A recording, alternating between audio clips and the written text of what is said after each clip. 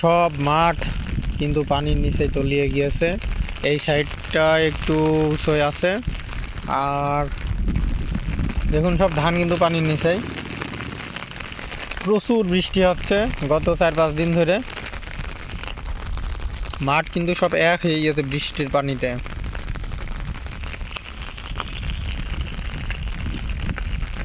তো এখন এই পানির যদি না কমে তাহলে এই ধান আর হবে না, আবার পুনরায় কিন্তু লাগাতে হবে। কি একটা অবস্থা!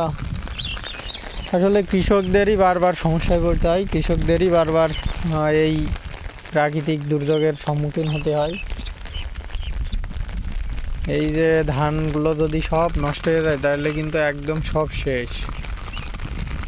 কত টাকা খরচ করা, এক একটা চাষি তো নিজে না খেয়ে চাষের উপরে যে গুরুত্ব দেয় সেটা আসলে একজন কৃষকই আর চাষি বুঝতে পারে। আসলে মূলত সমস্যা আমাদেরই, আমাদের এই যে বিভিন্ন পুকুর কাটা, এই পুকুর কাটার জন্যই পানি কিন্তু যাওয়ার লাইন থাকে না, যার কারণে কিন্তু এই সমস্যাটা হয় আর কি। এখন খুবই খারাপ একটা অবস্থা, আল্লাহ জানে কি হবে।